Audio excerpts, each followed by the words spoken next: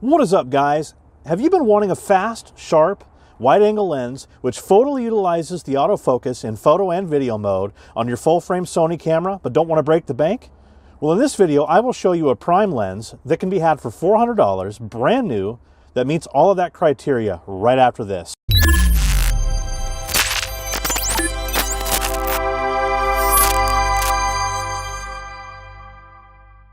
Hey guys, Nelson here. On this channel, I do photography and tech reviews and tips and tricks, and I'm going to have a lot of awesome content coming up in the future.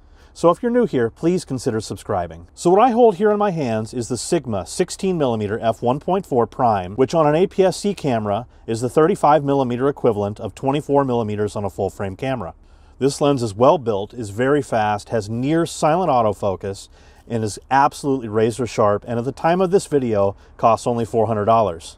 Now this lens is meant to be used on a Sony E-mount camera with an APS-C size sensor, such as the A6000, but you can actually fit it to any Sony E-mount camera, including the full line of Sony's full-frame mirrorless cameras, such as the A7 III and the A7R III, with full autofocus capabilities in video and still shooting, including tracking and eye detection, but with one caveat. Attaching this lens to a full-frame camera will result in a pretty nasty vignette.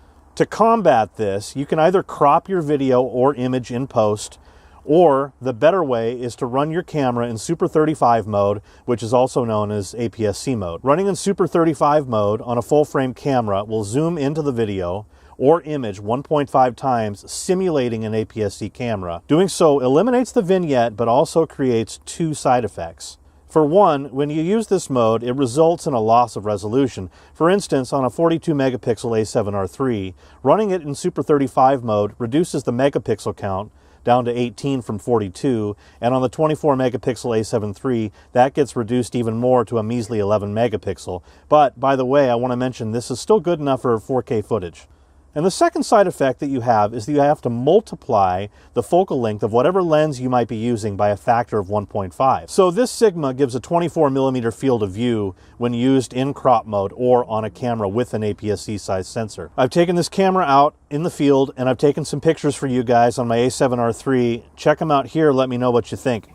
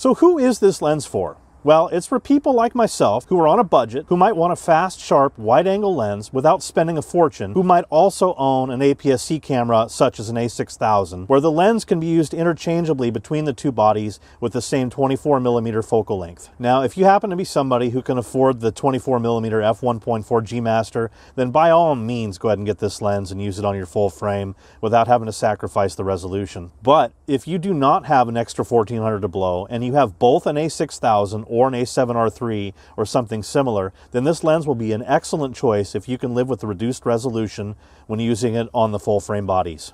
It's smooth focus ring, beautiful sharp images, fast 1.4 aperture, makes an awesome lens for $400. You really can't beat it for the price. If you guys want to check out the lens, I will leave a link in the description below. All right then, take care.